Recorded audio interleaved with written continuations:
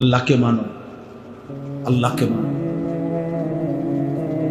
দিন মানো, সেজদা করো, পৃথিবীতে সম্মানের প্রিয় পাত্র হয়েই থাকবে। আল্লাহকে ছেড়ে নিজ ঘরের মানুষের কাছেও কোনোদিন স্মরণীয় হবে না। একদিন বাবা বলে দিবে মার কাছে নিজের ফুতের ব্যাপারে যে এই অজাত বাড়ির থেকে বাইর করো, তে আমার কলিজাটা জ্বালায় আলাইছে, তারে বাইর করো, বাইরতে বাইর করো, তারে জিগাও কি করবো করবো, এই অজাত বাইর করো। এই মানুষের তো না, এই হারামি আমার কলিজা পুরাই লাইছে। কত বাবা আছে না এমন বলে না, কার ব্যাপারে? আপন ফুতের ব্যাপারে। আহ হায় হায় রে বদনসিব, তোর বাপ তোর প্রতি ভরসা হারায় ফেলছে। তোর মা এখন দমে দমে চিন্তা করতেছে কেমনে তারে বাইর করো, বিদায় আফত সরাও। এরপরে আর কি থাকে জীবনের? যে সন্তানদের বাবার কাছেও অপছন্দ হয়ে যায়, মার কাছেও, এই নাফরমানের জীবনে আর কি আছে? মোবাইলের নর্তকীও তো নাই, মোবাইলের নর্তকী পাইব কইলে? ওই নর্তকী কি তার জন্য সাজছে নাই তো, টাকার জন্য সাজছে। আল্লাহ আমাদেরকে হেফাজত করে, আল্লাহ আমাদেরকে মাফ করে দেন। এই সূরার 5টা আয়াত আমি তেলাওয়াত করেছি, এবার তর্জমাটা বলি, তাইলে আমার কথা শেষ। আমাদের জীবনের একটা স্বপ্ন, বাবাদেরকে বলি, আপনাদেরকে বলি, জীবনের লম্বা সময় হয়ে গেছে, হায়াতও লম্বা সময় হয়ে গেছে। আমি আজকেও শিহাবের কাছে বলতেছিলাম, আমার 45 বছর, দেখতে দেখতে 45 বছর বয়স। এই সেদিন মনে হয় যে যেদিন আমি আসছি, চাকরি নিছি, বন্যা ছিল 2004 সালে, তো 22 বছর হয়ে গেছে কর্মজীবনের বয়স। তাহলে এই হায়াত শেষ। এই দেখতে দেখতে প্রতিনিয়ত চোখে চশমা বদলাইতে হয়, কোমরে প্রচন্ড ব্যথা হয়, গলায় ব্যথা হয়, শরীরে আগের চাইতে একটু বেশি পরিমাণ বিশ্রাম করতে হয়, ক্লান্তি, এই জিন্দেগি। এই তোমরা ছেলেরাও হয়তো আজকে মোবাইল দেখতে দেখতে দেখতে দেখতে তোমরা কোনো বিরক্তি নাই, ক্লান্তি নাই, নারী দেখতে দেখতে, ছবি দেখতে দেখতে, অশ্লীল দৃশ্য দেখতে, বন্ধুদের আড্ডা দিতে দিতে ঘন্টার পর ঘন্টা অনেকে আছো। আহ কি করছো, কেন করছো, কিছুই জানো না, কিছুই জানো না। আহারে আব্বা, হায় হায়, আল্লাহ আমাদের ছেলেদেরকে হেফাজত করেন। তো এই আয়াত দেখে তর্জমাটা শুনেন, তাইলে কথা শেষ। বিসমিল্লাহির রহমানির রহিম। 11 নম্বর পারা, 11 নম্বর সূরা, সূরা হুদ। এই সূরাটার নাম, যে সূরার আয়াত পড়ছে, সূরা হুদ। কি নাম? একজন নবীর নাম, হুদ আলাইহিস সালাম, একজন নবীর নামে এই সূরাটা। এই সূরায় পুরা কোরআনুল কারীমের মধ্যে এমন 5টি জাতি, এমন 5 জন নবীর কওমের ঘটনা আছে, যেই 5 জন নবীর জাতি আল্লাহর এই জমিনে সবচেয়ে বেশি নাফরমানি করেছে এবং নাফরমানিতে সর্বোচ্চ সীমা লঙ্ঘন করেছিল, পাপের সীমা লঙ্ঘন করছে। ফলে আল্লাহ তাআলা এই 5 জন নবীর কওমকে, জাতিকে একেবারে চিরতরে ধ্বংস করে দিয়েছে, পুরা কওম। এরকম নবী হলেন 5 জন। কয়জন? এই 5 জন নবীর নাম হলো নূহ আলাইহিস সালাম 1 নাম্বার, 2 নাম্বার হুদ আলাইহিস সালাম, 3 নাম্বার সালেহ আলাইহিস সালাম, 4 নাম্বার লূত আলাইহিস সালাম, 5 নাম্বার শুআয়ব আলাইহিস সালাম। নূহ আলাইহিস সালাম, হুদ আলাইহিস সালাম, সালেহ আলাইহিস সালাম, লূত আলাইহিস সালাম, শুআয়ব আলাইহিস সালাম। এই 5 জন নবীর কওম, জাতি আল্লাহর নাফরমানিতে সর্বোচ্চ সীমা লঙ্ঘন করেছে। ফলে আল্লাহ তাআলা এই 5 জন নবীর জাতির 10 জন, 20 জন, 50 জন, 100 জন সর্বোচ্চ ইমানদার হয়েছে মাত্র। যেমন নূহ আলাইহিস সালাম 950 বছরে ওনার কাছে কালেমা পড়ছে সর্বোচ্চ 80 জন। বাকিদের অবস্থা কি বুঝেন নাই? 950 বছরে ইমানদার হয়েছে কয়জন? মাত্র 80 জন। তাইলে বাকি নাফরমানি করছে বেশি, সীমা লঙ্ঘন করছে বেশি। ফলে আল্লাহ তাআলা এই 5 নবীর উম্মতকে একদম ধ্বংস করে দিছে, সমূলে সমূলে শেষ করে দিছে। একেবারে গোষ্ঠী শুদ্ধা, কোলের বাচ্চা, পেটের বাচ্চা, নারী, বুড়া, জোয়ান, হ্যাঁ, সুস্থ অসুস্থ সব আল্লাহর আযাব দিয়ে শেষ করে দিছে। এই 5 জন নবীর উম্মতের নাফরমানি, পাপের ঘটনা, আল্লাহর আযাব এবং ওই নবীদের দাওয়াত, মানুষকে বুঝানো, এই ঘটনাটা, এই পুরা বিষয়টা সবচেয়ে বেশি লম্বা বিস্তারিত বর্ণনা আল্লাহ এই সূরার মধ্যে করছে। কোন সূরা? সূরা হুদ। এই সূরা আরো সূরার মধ্যে আছে, কিন্তু এই সূরাতে সবচেয়ে বেশি বিস্তারিত পূর্ণাঙ্গভাবে আল্লাহ তাআলা ওই 5 জন নবীর ঘটনা, তাদের দাওয়াত এবং তাদের কওমের নাফরমানি আর আল্লাহর আযাব, এই তিনটা বর্ণনা আল্লাহ বিস্তারিত দিয়েছেন। এই সূরাটা যখন নাজিল হয়েছে আমাদের নবী সাল্লাল্লাহু আলাইহি সাল্লামের উপরে, তখন এই সূরা নাজিলের কিছুদিন পর সর্বপ্রথম তাফসিরে আছে আমাদের নবী সাল্লাল্লাহু আলাইহি সাল্লামের এই সূরা নাজিলের কয়দিন পরে সর্বপ্রথম নবীজির পবিত্র দাড়ি মুবারক, দাড়ি এই একটা বা দুইটা চুল সাদা হয়ে গেছে, সাদা হয়ে গেছে প্রথম। তখন হযরত আবু বকর সিদ্দিক রাদিয়াল্লাহু তাআলা আনহু এটা খেয়াল করছে, আর নবীজিকে বলছেন, ইয়া রাসূলুল্লাহ কাদ শিবতা, হে আল্লাহর নবী, আপনি দেখি বুড়া হয়ে যাচ্ছেন, আপনার চুল, দাড়ি মোবারকের চুল তো পাকা শুরু হয়ে গেছে। তখন নবীজি চোখের পানি ফেলে হযরত আবু বকর সিদ্দিককে বললেন, আবু বকর, গত কয়দিন আগে যে সূরা হুদ আমার উপরে নাজিল হয়েছে, আর এই সূরার মধ্যে আল্লাহ তাআলা পূর্ববর্তী জাতির নাফরমানির যেই বর্ণনা দিছে এবং আযাবের যেই ভয়ানক বর্ণনা দিছে, এই নবীজি তখন বলছেন, শাইয়াবাতনি হুদ, আবু বকর খোদার কসম, হুদ সূরা আমারে বুড়া বানায় দিছে। আমার এই সূরা নাজিলের পর থেকে, এই ছেলে, এই দোস্ত, বেয়াদবি করো না, আব্বা বাইরে হয়ে যাও, আব্বা বাইরে হয়ে যাও, বাইরে হয়ে যাও। তোমার মতো 2-4 জন ফালতু না শুনলে কোনো অসুবিধা নাই আব্বা, দয়া করে আল্লাহর রাস্তে মসজিদে বেয়াদবি করো না। যদি খিচুড়ি খাও তো খিচুড়ি খেতে টাইমে আইসো, আব্বা দিব একটু পরে, ঘোষণা দিয়ে দিব।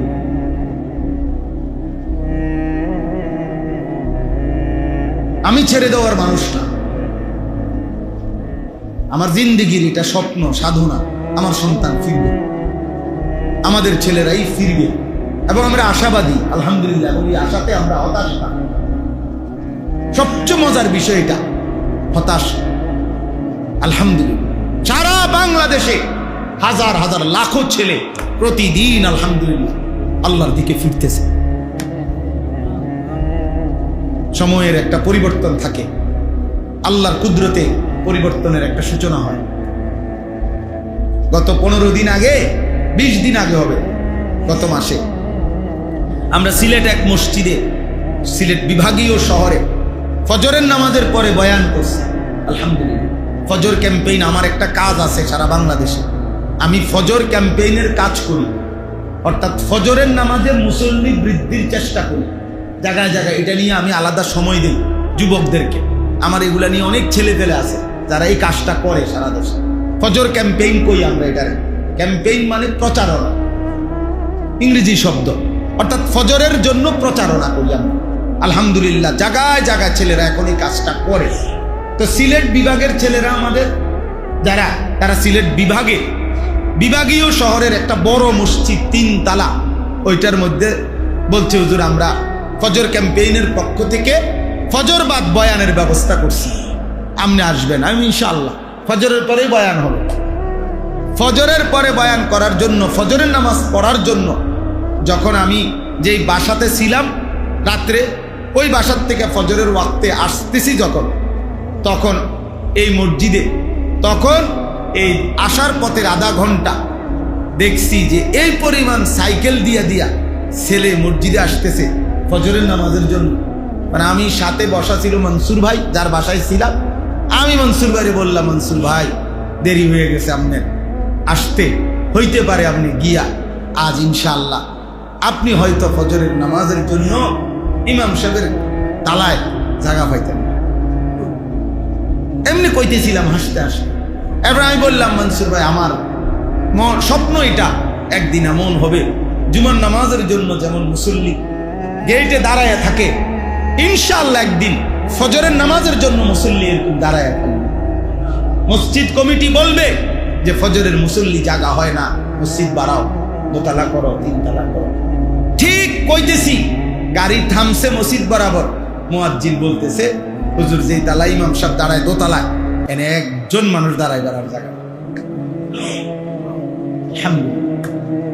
তিন তালা মসজিদ, একটি বিভাগীয় শহরে, এটা কোনো ছোটখাটো মসজিদ না, পুরো মসজিদ কানায় কানায় পূর্ণ ছিল।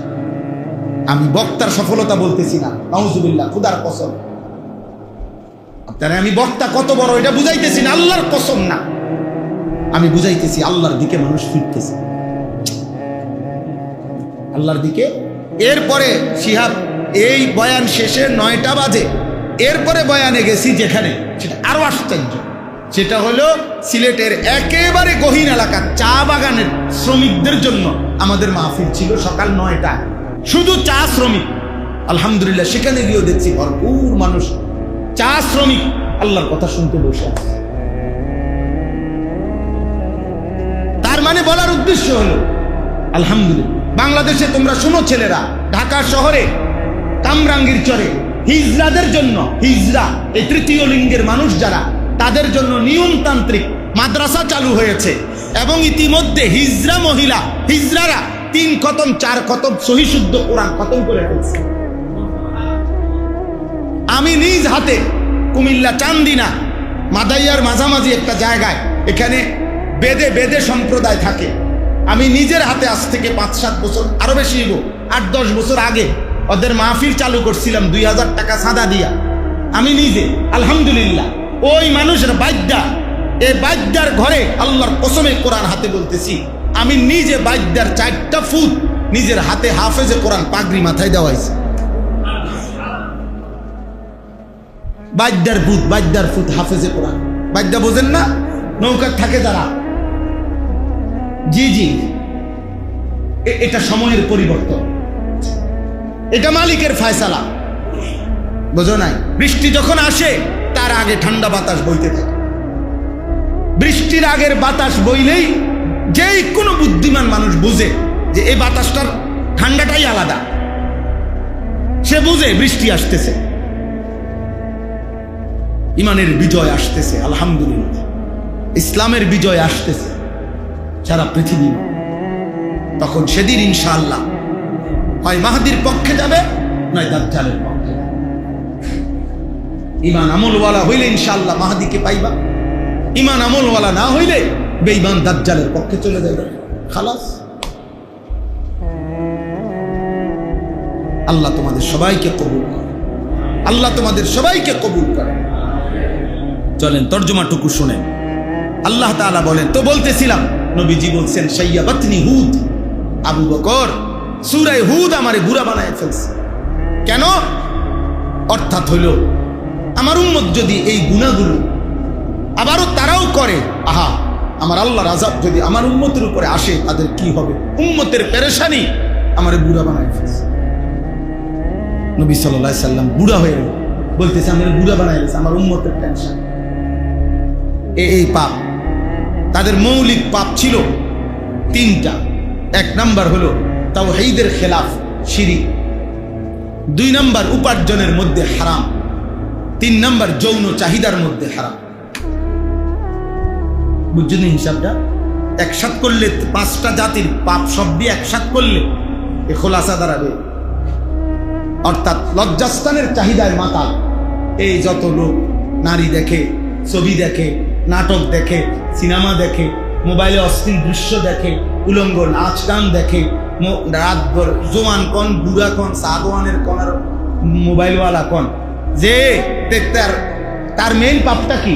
তার লজ্জাস্থানের চাহিদা। আর সেটা সে হারামভাবে পূরণ করতে চাচ্ছে, বুঝো না?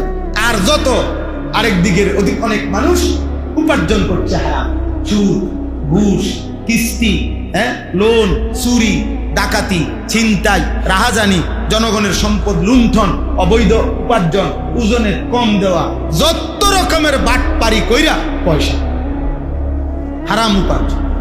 আর অসংখ্য মানুষ বেঈমান, কাফের, মুশরিক, শিরকে লিপ্ত।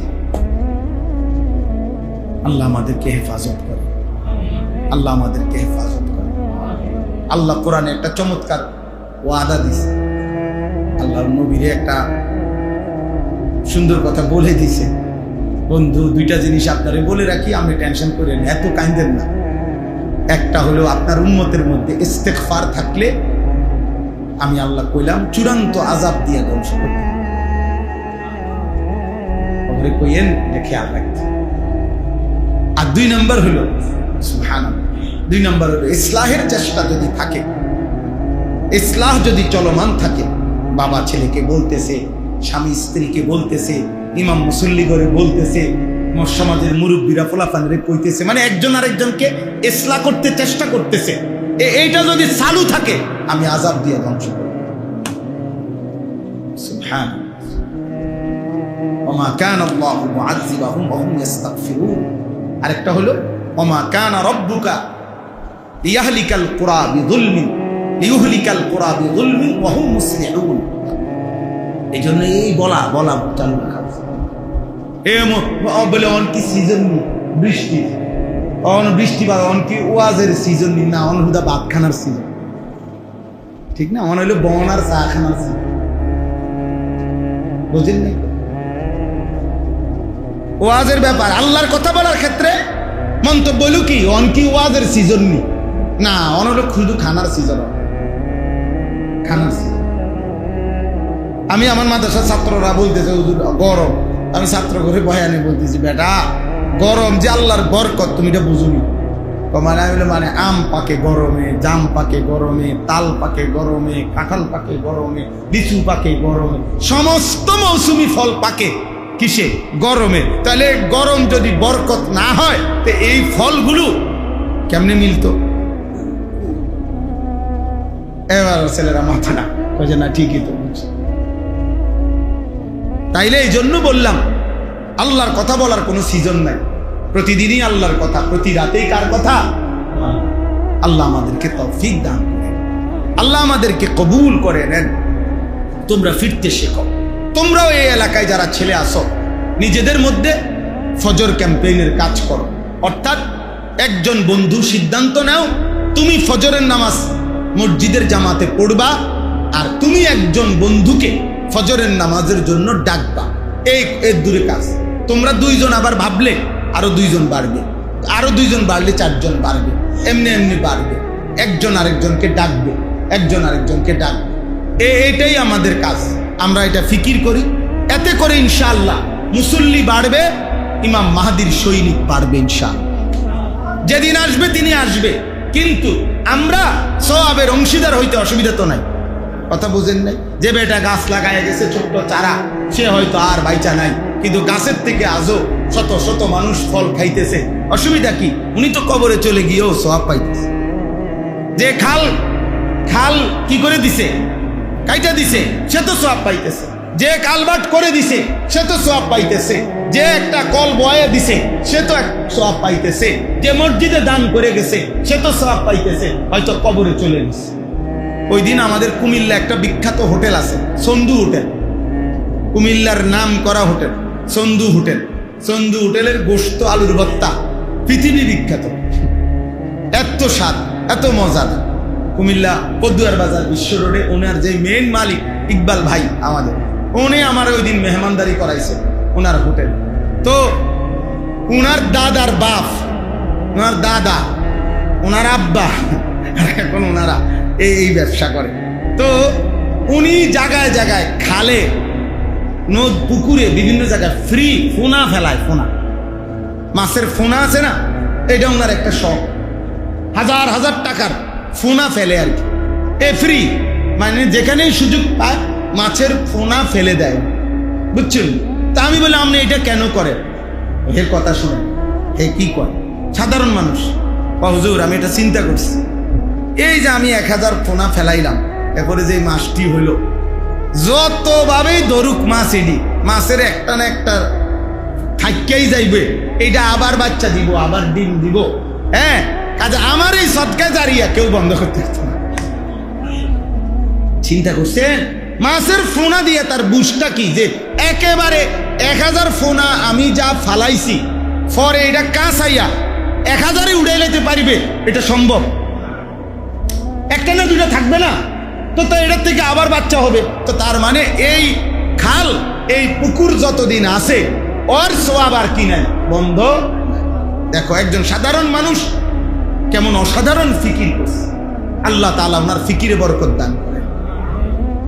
তো এই জন্য ছোট্ট কাজ হতে পারে তোমার বলার দ্বারা, সে হয়তো তোমার চাইতে বেশি নামাজি হবে, সেদিন তুমিও তার নামাজের সওয়াব পেয়ে যাবে।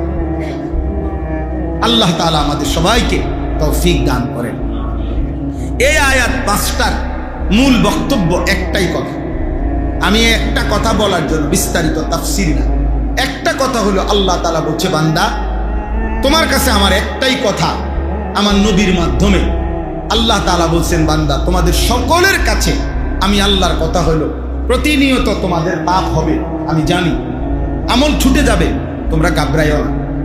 তুমি শুধু সিদ্ধান্ত রাখো আমি পাপ করব না, আমি গুনাহ করব না, আমি আমল ছাড়ব না।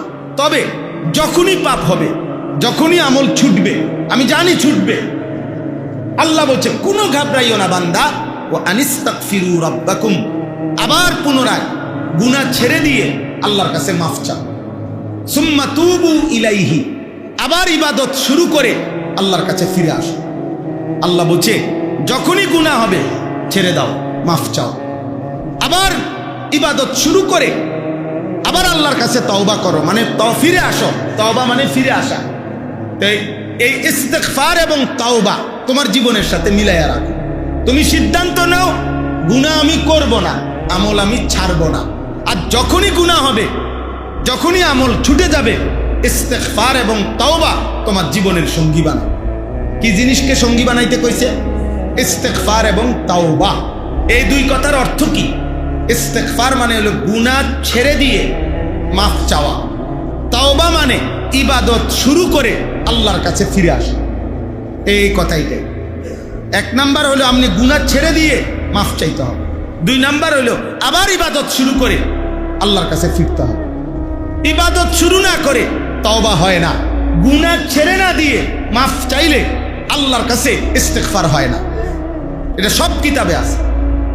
আমনে মিথ্যা মিথ্যার জাগাত, চুরি চুরির জাগাত, সুদ সুদের জাগাত, কিস্তি কিস্তির জাগাত, সাদওয়ানের নাটক দেখার জাগাত, বিড়ি আমনের পকেটে, হারাম টাকা আমনের পকেটে, গালি আমনের মুখে, নর্তকী দেখা আমনের চোখে, সব জাগাত রাখা যেমনে যেটা জাগাত এমনি রইছে।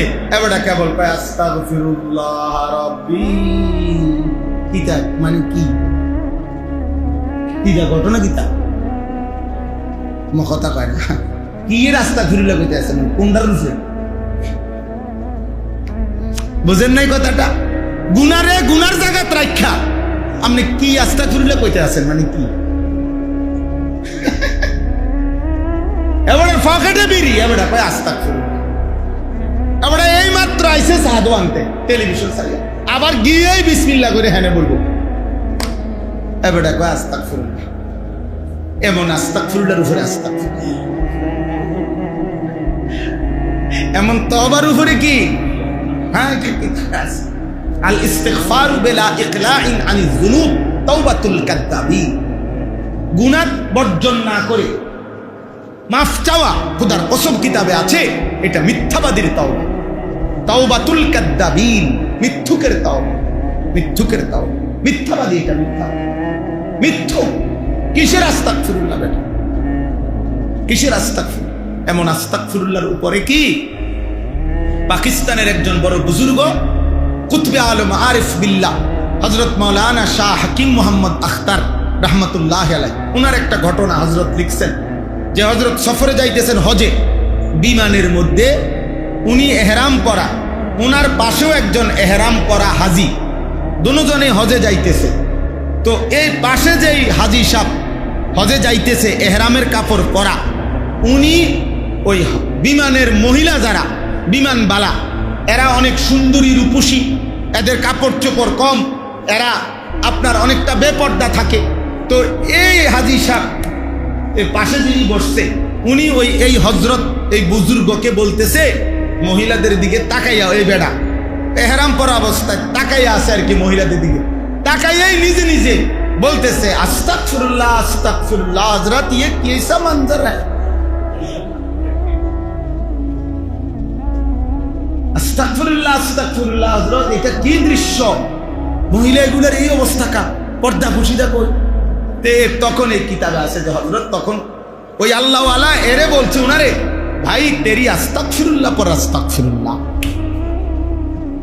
তোমার আস্তাগফিরুল্লাহর উপরে কি আস্তাগফিরুল্লাহ, মানে এটা কি ধরনের আস্তাগফিরুল্লাহ, তুমি তো তাকাইয়াই রইছো বেডির দিকে, সাইয়া সাইয়া কও আস্তাগফিরুল্লাহ, এটা বুঝি আস্তাগফিরুল্লাহ, পহলে তো নজর হটাও ফির আস্তাগফিরুল্লাহ পড়ো। এই তখন উনি বলছে, আরে আগে তো চোখ সরাও, আগে কি সরাও, এরপরে কি পড়ো, আগে গুনাহ ছাড়ো, এরপরে কি পড়ো, এটারে কয় তাওবা, এটারে কয় ইস্তেগফার। হ্যাঁ, তো এজন্য এটাই শেষ কথা। আল্লাহ বলেন, যদি গুনাহ হয়ে যায়, যদি আমল ছুটে যায়, গুনাহ ছেড়ে দিয়ে আমল শুরু করে কি করো, ইস্তেগফার করো, তাওবা করো, বিনিময়ে কি হবে, সুবহানাল্লাহ। আল্লাহ বলেন, ইউমাত্তিউকুম মাতাআন হাসানান ইলা আজালিন মুসাম্মা। আল্লাহ বলে, যদি সত্যিকার ইস্তেগফার আর তাওবা করো, আমি আল্লাহ ওয়াদা দিলাম, বাকি যেটুকু হায়াত, এই পুরা হায়াত তোমার জীবনের সমস্ত প্রয়োজনীয় উপকরণ হালাল এবং পবিত্র দিয়ে আমি পূরণ করে দেব, সব প্রয়োজন পূরণ করব, তবে হাসানান উত্তমটা দিয়ে। নারীর চাহিদা তোমার আমি পূরণ করব পবিত্র স্ত্রী দিয়ে, নর্তকী দিয়ে না, বেশ্যা দিয়ে না, পতিতা দিয়ে না, মোবাইলের উলঙ্গ নর্তকী দিয়ে নয়, তোমার চাহিদা পূরণ করে দেব আমি পবিত্র স্ত্রী। টাকা দরকার, টাকা প্রয়োজন, তোমার টাকার চাহিদা পূরণ করব হালাল টাকা দিয়া, সুদের টাকা, কিস্তির টাকা লাগবে না, লোনের টাকা লাগবে না, বাটফারির টাকা লাগবে না, আমি তোমার চাহিদা পূরণ করব হাসানা হাসানা উত্তমটা দিব। এই জন্য 10,000 টাকার ইমাম ঠিক এই মাস পুরা মাস চলতে পারে, লাখ টাকার হারামখোর কিস্তি চলে 4টা, ইনকাম আছে কিন্তু লাখ টাকা, বেচা কিনা আছে লাখ টাকা, কিস্তি যায় না। ওই যে হারাম হারাম খায়, সুদ নিছে, কিস্তি নিছে, অভাব যায় না, অভাব যায়। অয়ুক্তি কুল্লাদি ফদলিন ফদলা। আর আল্লাহ তাআলা বলে, দ্বিতীয় পুরস্কার হলো, যদি ঠিক মতো ইস্তেগফার করো, তওবা করো, আমি আখিরাতে তোমার প্রত্যেকটা আমলের সর্বোচ্চ বিনিময় জান্নাত দিয়ে দেব। ওয়া ইন তাওয়াল্লাও, আর যদি আমি আল্লাহর কথা থেকে মুখ ফিরিয়ে নাও, তো আল্লাহ বলে, নবী আপনি বলেন, ফা ইন্নী আখাফু আলাইকুম আযাবা ইয়াউমিন কাবীর, আমি আল্লাহ তোমাদের ব্যাপারে, আমি নবী আল্লাহর আযাবের ভয় করছি, কবরে আযাব হবে, আখিরাতে আযাব হবে, জাহান্নামে আযাব হবে, দুনিয়াও লাঞ্ছিত হবে। এই আমার কথা শেষ। যদি কোনো ছেলে বুঝে থাকো তো বুঝলাম, না বুঝতে আলহামদুলিল্লাহ, কোনো অসুবিধা নাই। তুমি মনে করো এই যে আমরা চিল্লাই, আমাদের এই চিল্লানি কোনো সময় ব্যর্থ হয় না। একটা বড় লাভের কথা হলো এটা, যে বলে আল্লাহর কথা, তার 1 সেকেন্ড কোনো লস নাই। কোরআন শরীফে আল্লাহ এটা ওয়াদা দিছে নবীকে, বন্ধু আপনি এক বিন্দু ঘাবড়াবেন না, কেউ যদি ঈমান না আনে, আমি আল্লাহর দিকে না ফিরে, সেটা আমার ব্যাপার, কিন্তু আপনি যে বলছেন আপনারে প্রতিদান যেটা আপনার পাওনা, আপনার প্রাপ্য নেকি, আমি 100 দিয়ে যাব। এইটা হইলো মজার, আমাদের কোনো লস নাই। আমি বললেই নেকি, ইমাম সাহেব বললেই নেকি, খতিব সাহেব বললেই নেকি, আল্লাহর কথা বললেই নেকি, কেউ না শুনো। কারণ হাদিসে আছে, এই পৃথিবীতে এমন নবী পৃথিবীতে ছিল গেছে, যে এই নবীর 300 বছরে 100 বছরে যে এই নবীর দিবা নিশি কালেমার দাওয়াত দিছে, কিন্তু একজনও কালেমা পড়ে নাই, এমন নবীও কবরে গেছে। বুঝো নাই তো? তাহলে ওই নবীর নেকি হ্যাঁ নেকি তো ওই মানুষে দেয় না, নেকি দেয় কে? তার অসুবিধা কি? মানুষের হাতে তো কিনা, সওয়াব মানুষের হাতে নেই, কার হাতে? তো তিনি তো দিবেন। এজন্য আমি ছেলেদেরকে বললাম, প্রিয় ভাই, দয়া করে আল্লাহর দিকে ফেরো, নামাজ পড়ো। তুমি স্কুলে পড়ো, কোনো মানা নাই, কলেজে পড়ো, কোনো মানা নাই, ইউনিভার্সিটিতে পড়ো, কোনো অসুবিধা নেই, আল্লাহকে ছেড়ে নামাজ পড়ো, পাক নাফাক শিখো, কম বেশি সূরা কেরাত শিখো, দোয়া কালাম শিখো। আমরা চেষ্টা করি এটা। আমার মাদ্রাসা কুমিল্লা ক্যান্টনমেন্ট ময়নামতি সাহেবের বাজার, প্রতি বছর আমরা 2 মাস পর পর 3 মাস পর পর চেষ্টা করি আমাদের মাদ্রাসায় এই স্কুল কলেজ ইউনিভার্সিটির ছেলেদের জন্য কখনো 1 দিন কখনো 3 দিনের কোর্স করতে, এ দিন শিখানো, সূরা কেরাত, দোয়া কালাম, ওযু, নামাজ। আমার মাদ্রাসার বড় ছাত্র এবং উস্তাদ মিলে প্রায় 100 জন মুআল্লিম আছে আমাদের, যারা এগুলো শিখায়, আলাদা ট্রেনিং করা। আলহামদুলিল্লাহ গত বছর আমরা প্রায় 2 বারে 3 দিন করে 6 দিনে 500-র মতো স্কুল কলেজের ছেলেদেরকে এই ওযু নামাজ শিখেছি।